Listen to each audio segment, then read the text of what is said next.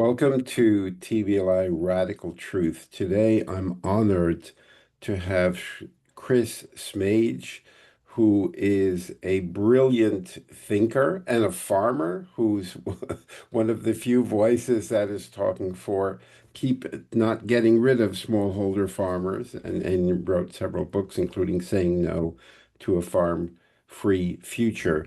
So, Chris, for those that are not familiar with you and your work and your big purpose, briefly kind of outline what is your big purpose and what are you trying to do and doing in the agricultural sector and with smallholder farmers. Right. Hi, and thanks for having me on the show. Yeah, I guess I'm still trying to find my big purpose. But I mean, my background is in academia. I was a social scientist, sort of in the very early part of my career. I studied anthropology and was interested in peasant farming, smallholder farmers, I guess, as they're called today. And I guess the global narrative has always been that they're sort of yesterday's people, that we're moving into this sort of new modern industrial paradigm, and yet they're still here. I mean, as when we were chatting just before you started recording the show, you pointed out that it's that agriculture is still the biggest global employer, single biggest global employer. Not all of those people are having a great time, but yeah, that's still very much the reality for a lot of people.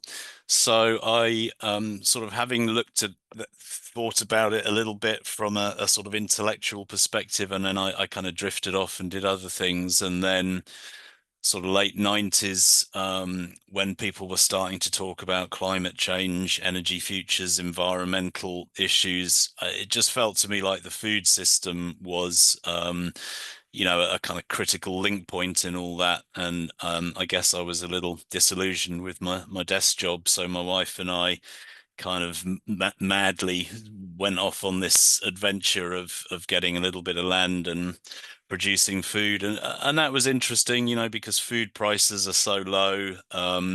It's really hard. Kind of at all scales, really, in the sort of global agricultural system, to make a go of commercial farming. And in some ways that drew me back into the writing and the more kind of academic engagement, trying to figure out yeah, why where these problems, the environmental problems with land, socioeconomic problems, where they're all coming from, and where the food and farming system links into that.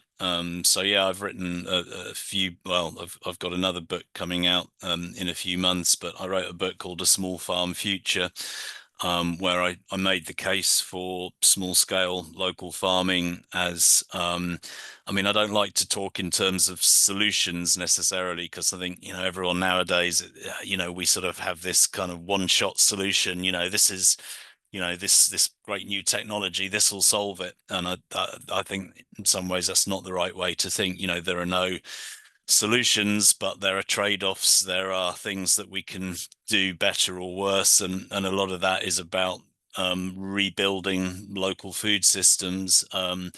So yeah, that's what my work has been about, sort of wanting to be a voice for rebuilding local food systems, reconnecting people with food, and being kind of critical, I suppose, of the kind of high-tech, energy-intensive, sort of top-down agribusiness type solutions that, only we with our sort of modern high-tech methods can feed the world, kind of idea that I think actually people can feed themselves bottom up given the chance, but that involves a lot of politics around access to land, around how food is produced and made available, and so on. So hopefully I've contributed to that in some ways. Do you, uh, do you think that it is, given what you said, that food prices are very low, Hmm. too low, is it possible for a smallholder farmer to make a living and feed their family? It's well, interesting question. I mean, it's possible to feed your family, I think. Not necessarily possible to make a living. Mm, I mean, a lot of farmers, you know, in the wealthy countries like the US, the UK, yeah, you know, even at big scales, essentially are doing some kind of side hustle that makes that earns the dollars. And then you know, also a lot of people and a lot of regions are pushed into specialization. So I mean, for this weekend I've just been in the mountains of North Wales, for example, and uh, pretty much the only thing that North Wales can produce and sell advantageously into global markets is sheep. And mhm, so there's a lot of sheep in North Wales, and then there's an argument that, well, there's too many sheep in North Wales, which and you know that's having a bad impact on the environment. And that's probably true, but that's because, yeah, you know, every farm system just gets pushed into producing, you know, what it can most advantageously sell into global markets. So, you know, we need to sort of unstitch that and start producing more diverse foods, you know, for ourselves locally. In order for that to work, to make a livelihood, as you put it, yeah, food prices need to be higher. But then, you know, there's a very complex nexus there of all the other prices. So energy prices are low, particularly fossil energy prices, you know, mm, so farmers get pushed into anything that you can produce using diesel rather than with human labor or with mm, you know, with other kind of smarter techniques, tends to push you in that direction.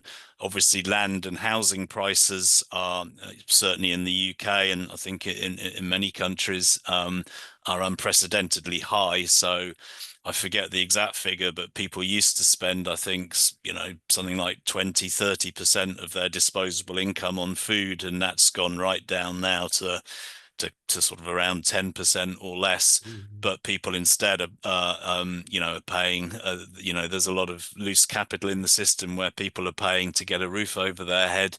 And so that has a downward pressure on food prices. And of course, you know, as we said earlier, a lot of people work in the food system. So there's a lot of poverty in the food system as a result of low food prices. So, you know, there's this kind of this real mess really of sort of bad economic incentives that make it, yeah, that it is hard. I wouldn't recommend anybody really trying to set up as a farmer and make it work financially. But what you can do is start thinking more in terms of local food systems and sort of you know, try and decommodify it in you know, and there's all sorts of possible ways you can do that. But yeah, it's hard to make a livelihood for sure. Did in the EU and I guess in North America, there's a lot or there's significant money for certain types of farmers to support Mm, them, whether you call it, yeah, community development or maintaining cultural mm, authenticity of regional, area. Is that the way? I mean, it's quite amazing that it's a really hard job. You don't make any money. It employs 1.4 billion people, mm. and more people want to. What is the attraction, that you have to kill yourself and that you can't make a living? That's one question. The second, are these government initiatives to support the farmers, but it doesn't seem to always go to the smallholder farmers. Right. Is that the way forward to keep more people on the farm? Well, um, yeah, there's two questions there, interesting ones. You know, one is what is the attraction? I mean, you know, to some people and some places historically, yeah, again, just talking of North Wales where I've just been, you know, it's a real livelihood that's, sorry, it's not, it's a real culture, Mm, you know, that's kind of deep in the in sort of local language and tradition and you know, the idea of abandoning that, just doesn't sit well with people. For other people, there's not very many choices. I mean, we sort of have this narrative that nobody wants to be on the farm. Everyone wants to move to the city and get a better paid job. And that in different times and places historically, there's been some truth in that. I mean, increasingly, I think we're finding that, if you're a poor rural person somewhere in the global south, or even if you're relatively educated, I mean, we're beginning to see the sort of overcapacity, overproduction in industrial sectors and in education. So, people, I think we're beginning to see in South Asia, for example, people whose maybe parents or grandparents moved to the city, who've got a university degree, but it's hard to sort of get a well-paid job in the city, and people are beginning to sort of re-engage with their roots in the countryside. So, there are kind of historical, cultural reasons, but also economic reasons why people are trying to make a go of farming. I mean, personally, I'm not a great fan of government subsidy schemes because, like you say, they tend to, governments tend to think big and tend to, I mean, some are better than others in the EU. I mean, Britain has now left the EU, of course, and it was an opportunity to kind of rethink the farm subsidy regimen, which I don't think the government has rethought it very well. Other European countries have done a better job of supporting small scale, so-called high nature value, or sort of culturally heritage type farming. But I think, yeah, governments are just pushed so many different ways these days, and kind of, the whole sort of grant structures, which the farmers get tied into, I think they can be very problematic and difficult for farmers, and sort of not necessarily incentivizing the right things. I think we do need to think, although we have a lot of pressing short-term problems, I think we've got to think about this as a long-term cultural problem, that we have become very alienated from local food systems. And even if we as individuals have no intention of becoming a farmer, we need to kind of educate ourselves and sort of play more active roles whenever we can in regenerating local food systems and in thinking about how we pay for them. If governments are on board with that, that's great, but I would always be a little bit suspicious about, the changing winds of government, and the fact that they're sort of looking for quick, easy, big wins, and that's not the nature of the sector. I think we need slow, long-term wins, really. So, yeah. What is your magic wand? I mean, if you could wave a magic wand to retool the food system, so not only the production and the IP for seeds. I mean, a lot of things, is industrial concentration. I don't know if you ever saw a TV show called Damnation. You might enjoy it. It's with Uh-huh. Netflix. It's about the industrialization of the food system in America, but kind of a period piece Hmm. during the Depression, and how they were in trying to get rid of the farmers and build these large industrial farms. So what would be, if you could wave a magic wand, what would be like the 4 or 5 things that you would recommend changing to, give a living wage to farmers Mm. on the farm, maybe improve the quality of the food. You're a farmer, and you're also an academic, and you've written books about this, so you must Mm. know what you think would work better. Well, I know what I think would work better. How we get there is the problem, and it does relate to what you just said about the industrial food system, which is, which is good at producing a very limited number of kind of essentially grains. Wheat, rice, and maize are the three big ones globally, and some of the grain, legumes, and oil seeds. So it produces those things in great abundance very cheaply with mechanized methods, and kind of in relatively small number of global breadbasket regions. So the North American prairies being one of them, which have a lot of water and potentially climate issues that they're facing.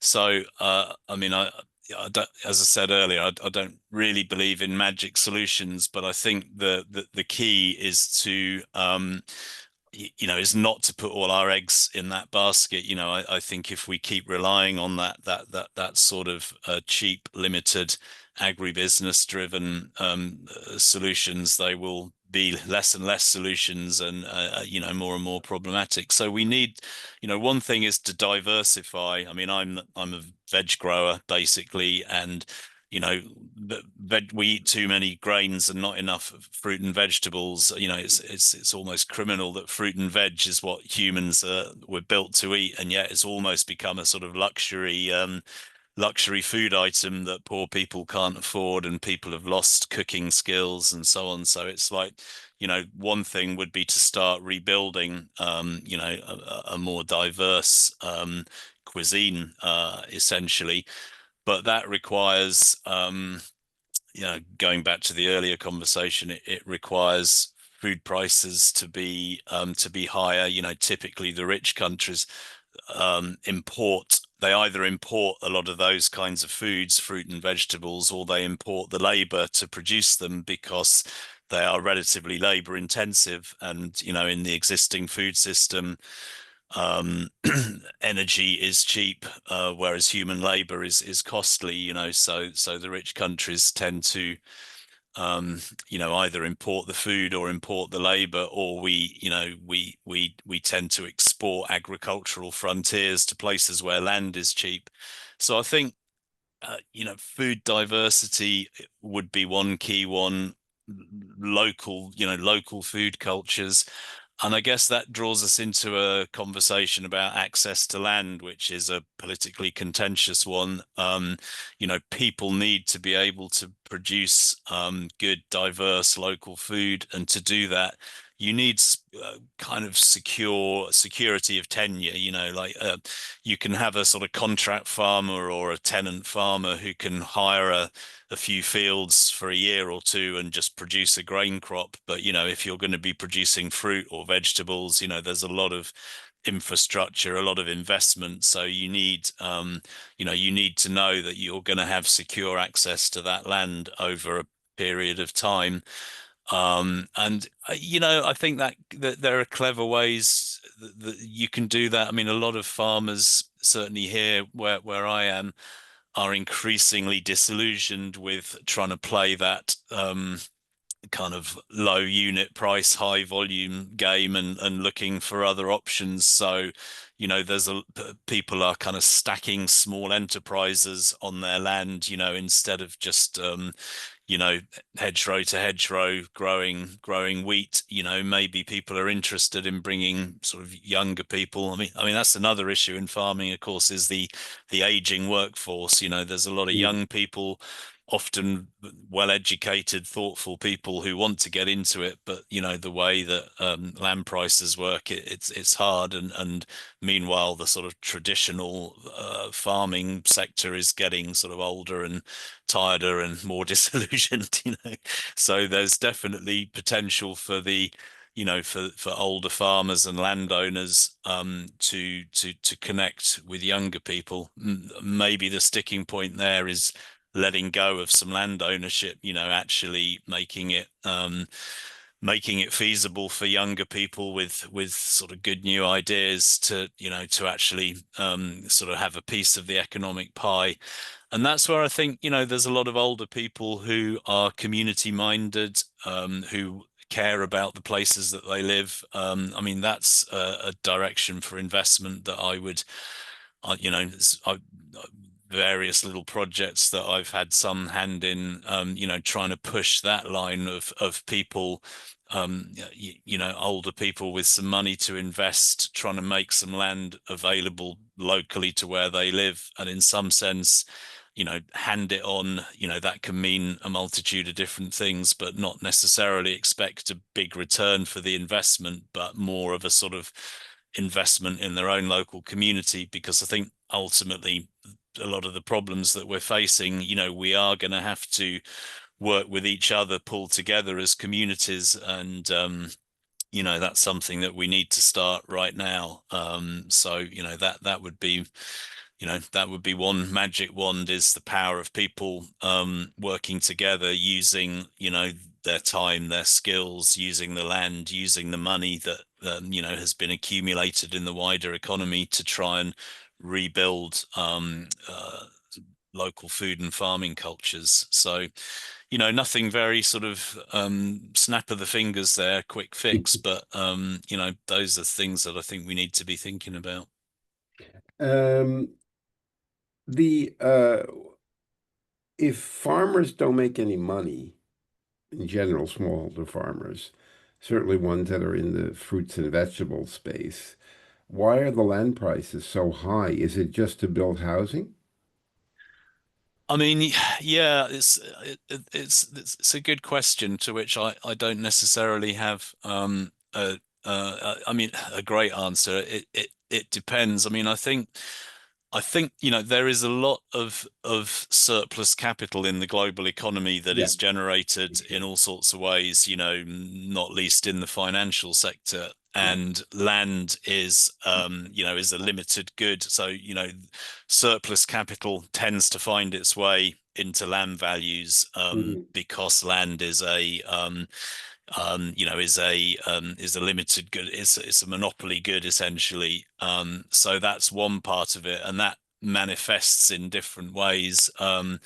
I mean, certainly one thing we're seeing here in the UK is, that there's various kind of tax advantages here in terms of inheritance tax. I mean, that's been a big political issue recently with some changes in that. But essentially, uh, yeah, there's a lot of global money that invests in farmland and tends to push the prices up. Sometimes that can be people with wealth at various different levels of what we might mean by that term, who genuinely want to, they want to invest in land, get a farm, Mhm. do something good, regenerate the soil, connect with the community. And that can be a good thing, but it can often, sometimes it's kind of using background wealth essentially to create businesses that don't really wash their own face, and it's sort of, and it turns into sort of retreat centers and sort of high-end cafes and all that kind of thing, which, I think has its place, but it's not, yeah, it's not necessarily the vision for farming long term that I would endorse. But also, as you say, housing prices. I mean, here in the UK, and in other countries, I'm sure it's similar in the US, although there's more space in the US than we than we have here. But a lot of money. There's a lot of pressure on land for housing, and a lot of the money sort of ends up in the pocket of the landowner, because it's quite a landowner friendly sort of system of property rights. So if you buy bare agricultural land here in the area where I am, it will probably cost about £15,000 per acre, which is Well, way more than it was just a few years ago. But that gives you the baseline. Whereas an acre of land, bare land without any development, that has permission for multiple house building, you're talking more like £1 million per acre. It's just wow. and so you can see the pressures that that result from that on farmland, and the way that everyone's jockeying to get development land. But that in turn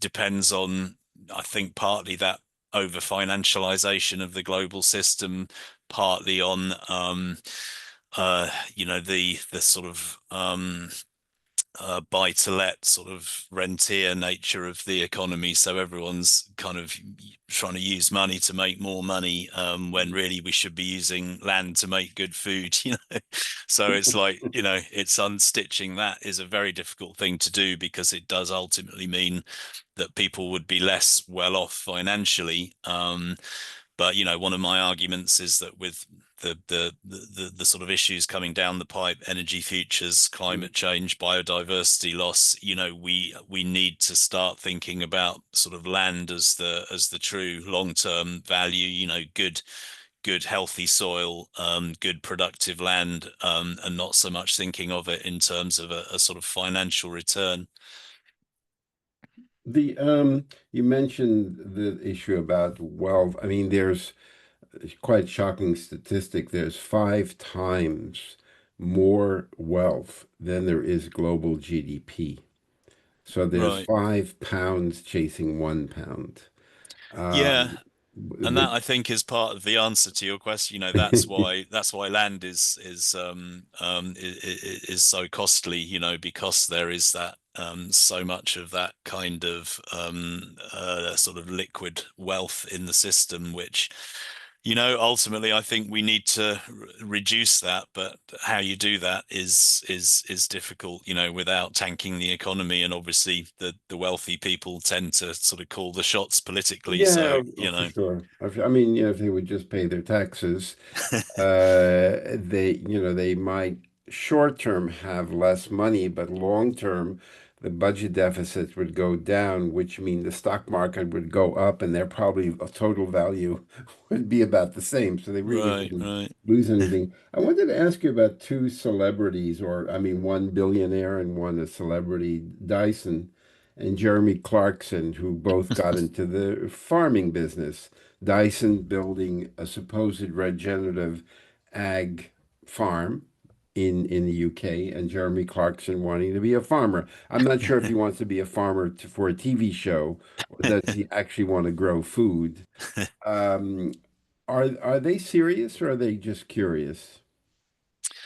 Well, yeah, interesting. I mean, I don't know too much about either of them. Dyson, I mean, I guess he's the UK equivalent of Bill Gates in the US, sort of Mm. rich entrepreneur buying lots and lots of farmland. And that does raise questions. You get the narrative, nobody wants to farm anymore. Why would you want to be a farmer? And then the question is, well, why are the likes of Dyson and Gates and the global wealthy buying all this land? As I was saying earlier, I think some of it probably is motivated by genuine desire to sort of do good things with the land. But yeah, there are reasons to be more skeptical, I suppose, of the motivations. I mean, someone like Jeremy Clarkson is interesting. I mean, I haven't watched too much of his show. I mean, he made his reputation doing, what was it called? It was a sort of show about cars, and Mm. he likes the big kit, the big tractors, and but my sense is that his show has raise the profile in among the general public about the difficulties of being a farmer, and the very low returns and all the sort of bureaucratic obstacles that you run into when you try and run a farm operation, and obviously people try and add value by sort of having a farm shop or running a cafe or whatever, and that sort of draws you into this bureaucratic morass. So, my feeling is that, yeah, I think it was a good idea for a show. And I mean, again, uh, there's been all this stuff about inheritance tax changes on farmland in the UK, and I think possibly he bought the land because he was sort of independently wealthy, and it was a good way of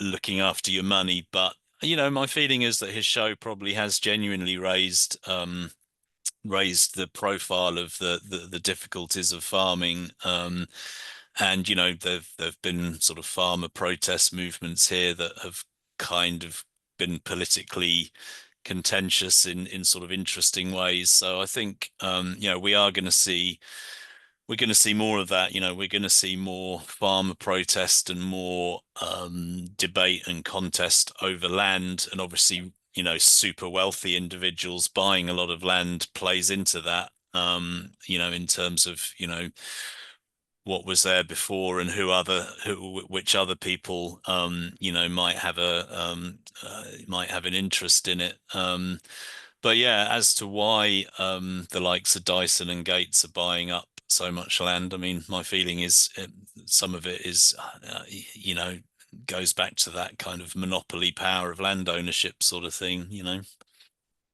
The most of the work that we've done over the last 25 years was basically to try to change the financial system so it worked for all stakeholders, mainly by educating asset owners and managers.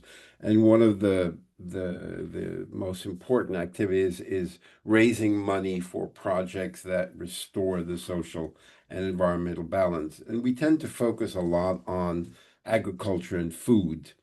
And some of the company were just, absolutely brilliant. There was a friend of mine, he's the largest organic rice producer in Southeast Asia, but he Hmm. contracts farms. He doesn't own the farm at all. Hmm. He says the farmers must make more money.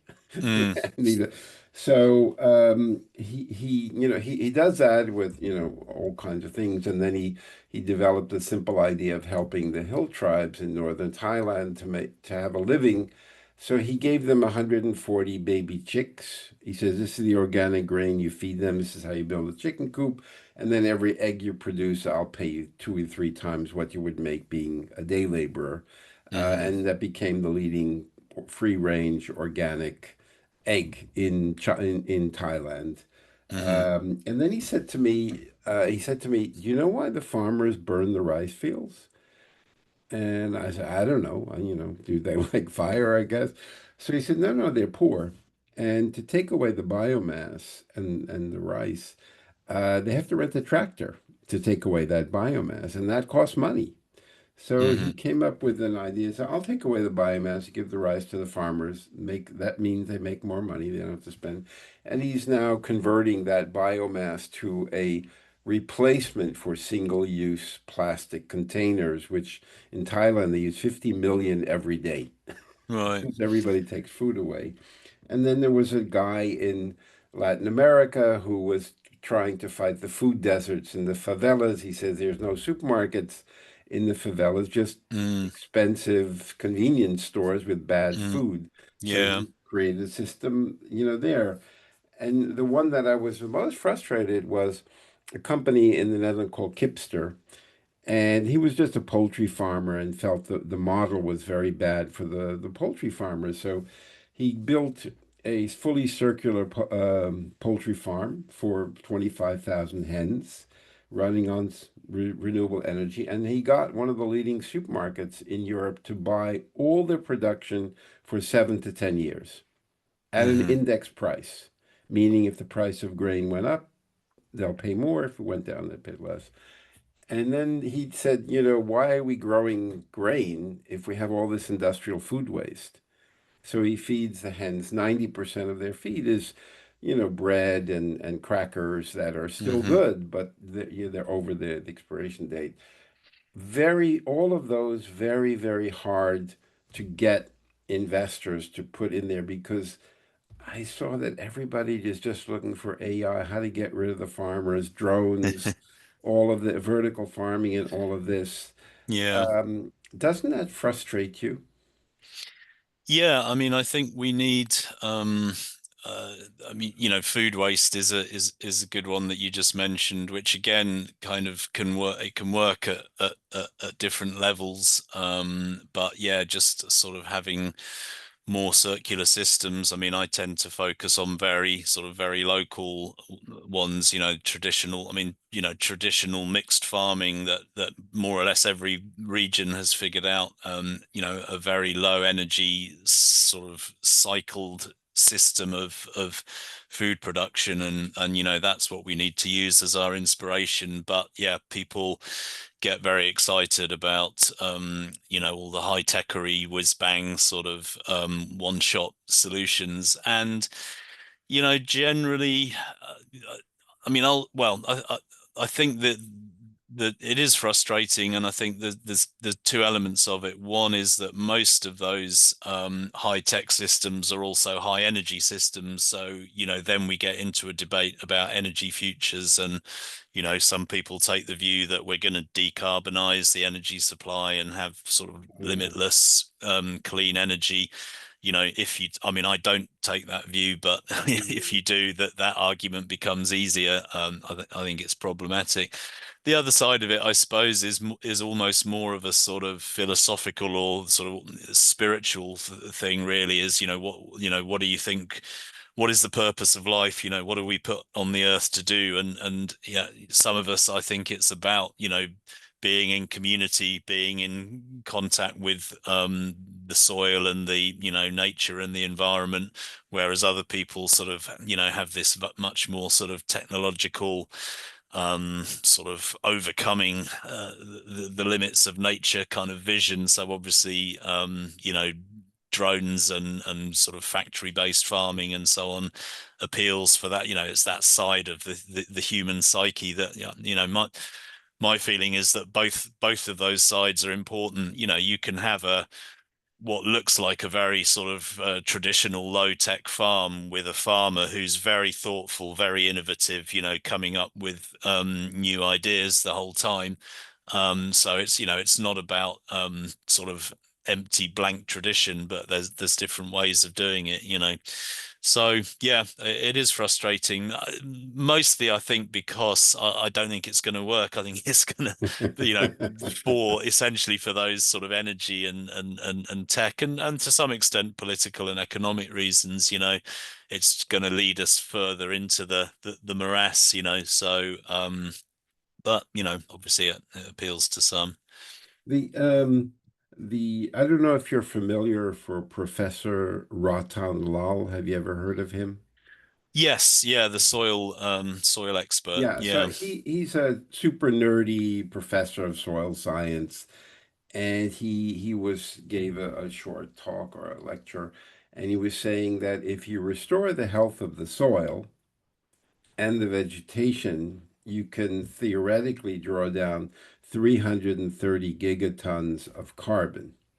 Yet all of the money in the last 5 or 8 years going into these climate tech funds is basically they should already be change their name from climate tech funds to unicorn chasers because none of them are going to impact climate. Even finally, after all these years, Climeworks, which is that silly CO, that's dry air capture to suck Right. Yeah. CO2 out of the air in Switzerland and Iceland, they finally admitted what you said. We actually produce more CO2 in drawing the CO2 because of all the energy that we're using.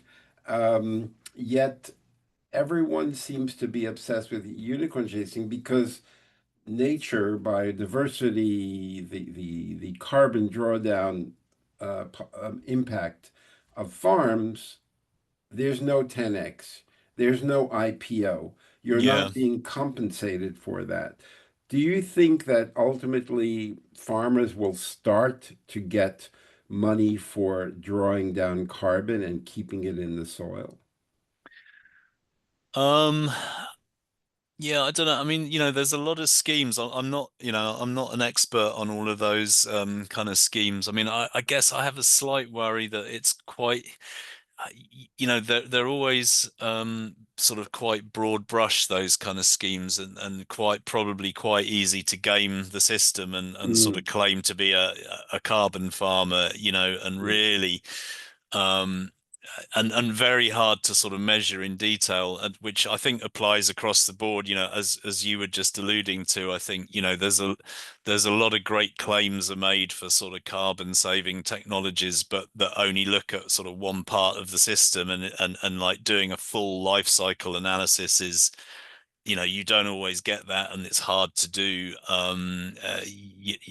So I've almost given up having those kind of arguments because they Okay. just become interminable. But I think, I mean, I suppose I would go back to the earlier part of the discussion and the stuff about government subsidies and how we do this. I think rather than farmers being paid out of government or sort of global capital to draw down carbon. um, if you farm in a sort of sensible low fossil energy input way locally, you will sort of be doing that by default. Yeah. And the difficulty is how do we get there from where we are now, because as you say, there aren't really economic incentives in the system. The government will be interested in sort of claims about so many tons of carbon saved and how they can sort of monetize that. And there's, I suppose, a lot of the kind of credits and offsets, all starts to get a bit sort of chasing indulgences kind of stuff. I think instead, we need to go back to what I was saying earlier, is just building bottom up local investment in the wider sense of the term, people feeling invested in their food systems, and if Mm, we do that and we do it mindfully, in lower energy ways, creating more work in the farm sector, it will of necessity create those kinds of wins.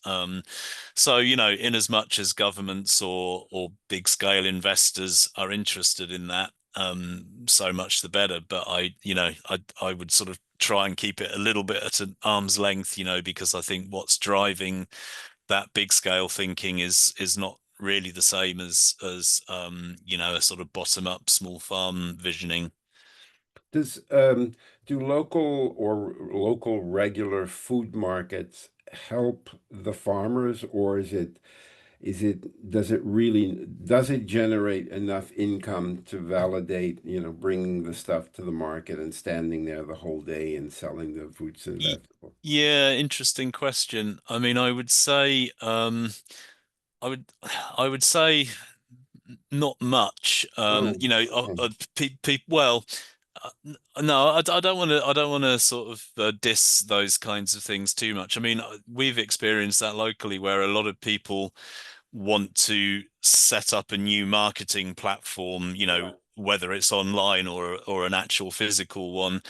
And I think the assumption behind that is that there's all these farmers, there's all these local farmers there who just don't have a market, or a sort of platform, a route to market. Whereas the reality is that there aren't those local farmers out there, for all the reasons that we talked about earlier, to do with sort of energy and finance and so on. So really, we need, it's more about land access. It's more about trying Mm, to get people on the land and letting them sort of find their routes to market.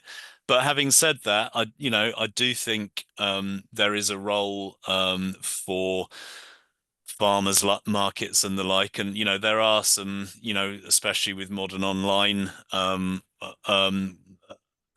systems. I mean, again, question mark over the longevity of that and the energy implications. But there are ways in which you can create sort of cooperative working among small farmers, and sort of platforms, online platforms, that make it easier for them to sell product to the final consumer. Because I mean, that is an issue as a small scale operator. You tend to want to retain the direct link to the customer, because wholesale prices don't really benefit you, whereas right, retail right. prices do. But then that draws you into a lot of fiddly sort of dealings with for small amounts of money with individual customers. So I think some of those online platforms can be good ways of dealing with that. But also the physical farmers markets. I mean, they get people make fun of them because they're all a bit sort of middle class, high end, sort of fancy, fancy foodie kind of stuff. And Oh, ultimately, this has to be available to ordinary people, on ordinary incomes. But I think it potentially, it does have a sort of demonstration effect. It does kind of help to sort of filter out a bit, and the fact that it can help people, just to sort of be present locally and sort of be seen. All of those things can help a little bit. But yeah, as a small producer, standing all day in a market to sell, $100 or two of produce, ultimately that can be problematic. So yeah, we shouldn't be too starry-eyed about sort of the marketing, the sort of market side of it. I think the real issue is on the production side. when I was helping that company, I think I mentioned Shared X, that was raised a lot of money to basically help smallholder farmers make more money, basically Latin America. So very smallholder farmers and basically restore the health of the soil, which Mm, increases yield in some cases 500%, and draw down carbon 300%. So to get back to the pre-industrial revolution carbon intensity of the soil. He didn't like organic. He felt that regenerative ag was a better model because organic didn't provide, at that time, the yield that the farmers needed to make more money. How do you see the whole organic regenerative ag, or and obviously you're not into industrial scale? mm. What are your thoughts on it? Because I've seen some say, well, if you have not this monoculture and you have like a very diverse farm with many, many different types of species, you can yield just as much. Right. Yeah, I mean, I suppose one thing to preface the answer there is that, I mean, it is good if farmers can produce more and make more money, but then often if everyone's producing more, the result of that is that prices go down, so it's Oh. like the real problem is there's too much kind of middleman capture, so the farmer is not making, out of the dollar that's spent in the supermarket, the farmer is making very little there. So, it's not so much, almost the opposite of what I was just saying. It's not so much on the production side that we have to look at there. But in relation to organics, yeah, I mean, it's complicated because organic is essentially, I mean, in its origins, it was a way of thinking about improving the soil and kind of all the things you were saying about regenerative, a more holistic way of thinking about land management. But like a lot of things over time, it's become a label, it's essentially become a consumer label, this product is produced organically, and it has tended, therefore, to, in some ways, go the route of the larger sort of industrial farming paradigm, so that it can be a little bit of a sort of painting by numbers exercise of, big scale farmers producing, essentially monocultural products. I mean, I would still argue, well, the yield issue is complicated in so many ways, but we are very reliant on synthetic fertilizers and pesticides, herbicides in modern so-called conventional farming. So which is bad on sort of nature grounds and on sort of energy reliance and so on. So I'd say there's still a case for the organic way. But yeah, I mean, I think regenerative approaches, where you are thinking in slightly different terms about how you're managing soils and the wider landscape, is a good thing. The problem with it is it can become, it's kind of like the new buzzword, which doesn't have, what the organic people might say is, well, okay, there's limits to our system, but at least, we do have a system. You have to demonstrate that you sort of meet organic principles, whereas it's quite easy for somebody to, have a half-acre sort of wildflower meadow and call it regenerative, and there's there's no kind of oversight of the system. But I do think, yeah, kind of trying to avoid that being drawn into the industrial system, and genuinely thinking about circular systems locally, both on the kind of ecological, or the sort of land and nature side, and also on the human side of your the enterprise, is a good thing. And yeah, some organic people would say that organic farming is an example of regenerative farming, but that there have been problems with the way that it's got drawn into the sort of commercial fold. And I mean, I looked into organic on our farm some years ago, and but because we sell direct to customers, it is essentially a kind of third party certification system that is quite costly if you're on a small scale.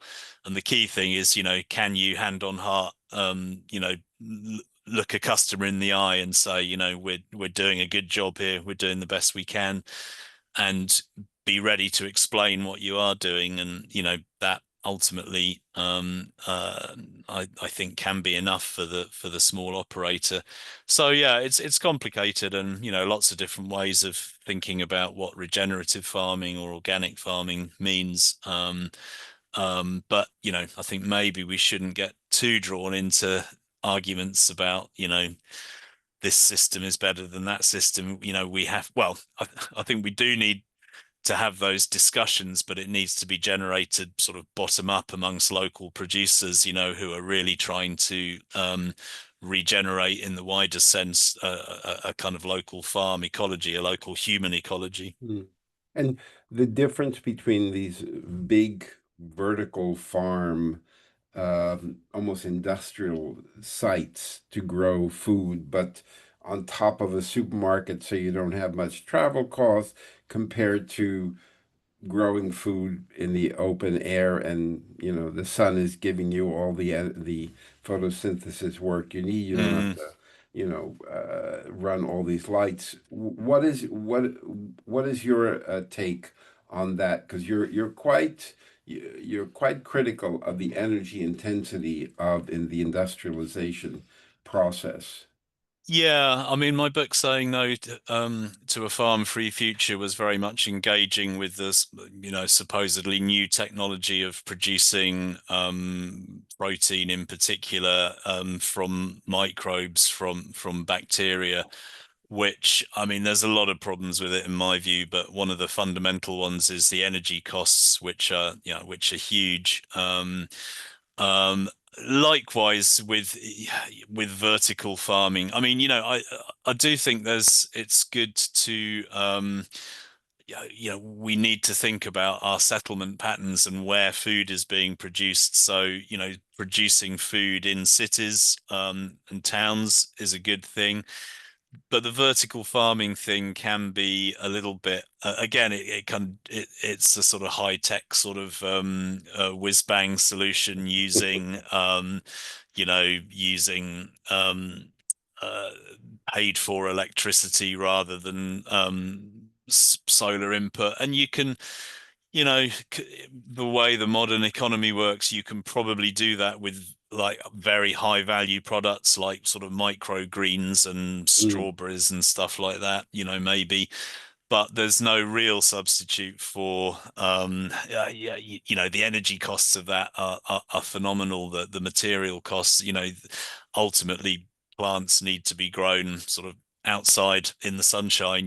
That's the kind of the basics of the planetary ecology, and I don't see a way to feed people, sort of en masse, mass feeding of humanity that doesn't rely on sunlight and plants in the ground, basically. So yeah, so but again, there's a kind of low tech bottom up way of thinking about urban food production in terms of mm, community gardens, allotments, diversifying local land use. Again, there you get into the into the sort of issue of high residential Right. land prices. So, nobody's going to create a community garden where you could build a house. So then, yeah, maybe you then get the notion of, well, we could have a garden on the roof, which, yeah, sure, that would be great. But it's not gonna, it's not going to address the food, um, the need, the mass food issue. And nor, I would argue, is manufactured food, using the microbial route, just because of, well, principally because of the energy costs. The another issue, because my wife and I are big foodies, and I remember every time we'd go visit my parents who passed away in New York. They came from Europe, and they were always complaining that fruits and vegetables have no taste, Mm. at least in America. And then we if we went to Sicily, where it has an incredible taste because of all of the volcanic Mm. flow there. Isn't that shouldn't that be an issue also with these vertical farms? Yeah, I mean, I don't know. I mean, I don't tend to eat a lot of vertical farm produce. I tend to eat the produce from our horizontal farm here, um, but yeah, it's true that like homegrown food generally, vegetables, fruit and vegetables certainly taste way better than what you can get in the supermarket. I mean, supermarkets are not that great at selling fresh produce. What they're good at is selling basically fat and carbohydrate sort of packaged in a million different ways, and the sort of fruit and veg aisle is usually a bit of an afterthought, which isn't that great. But most of those varieties are developed in order to have a to be transportable and Mm. have a good shelf life, so they tend to be sort of tough skinned and full of water, and yeah, I mean basically, as you say, not very tasty. So that, I do sometimes wonder how that sort of came in. It's a relatively recent thing. It's only a sort of less than a century really, where people were buying this kind of produce from supermarkets, and as compared to more local homegrown stuff, which tastes so much better. So, but I guess we've had, I don't know how it was.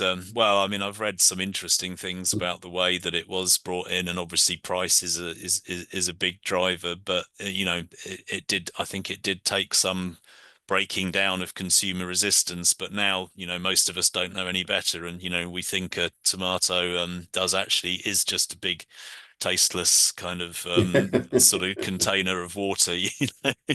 But that is a way to re-engage people, and to domestic growing, even just indoors on a windowsill, a sort of few herbs and a tomato plant or something, can be a way of relatively cheap and produce a little bit of food. And one of my mantras is always, let's break down this big distinction between farmers and everybody Mm. else. So, if you're growing a few herbs on your windowsill, think of yourself as a farmer and sort of build from there. Do you have any children? Yeah, I do. Yeah, Do, yeah. do they want to take over the farm?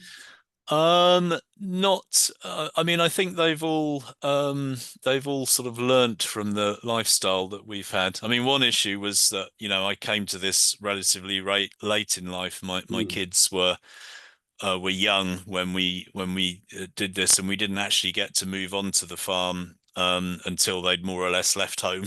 Oh, okay. So they didn't really have that kind of farm childhood.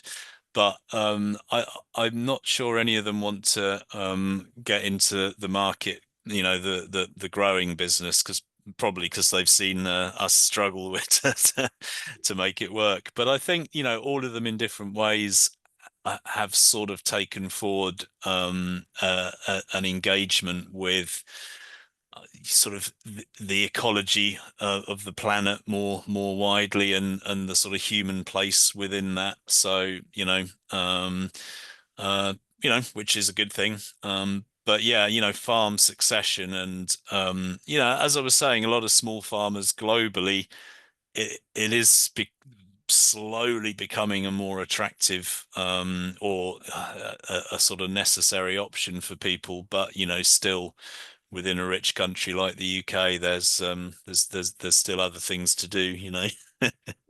Well, I apologize. We've gone over the time that I promised I wouldn't take up Oh much yeah, no more of problem. your time. Final point, how can we, those that are listening to this podcast and will listen, how can they help you? Um, well, they can buy my books and read them, Okay, we'll and promote that.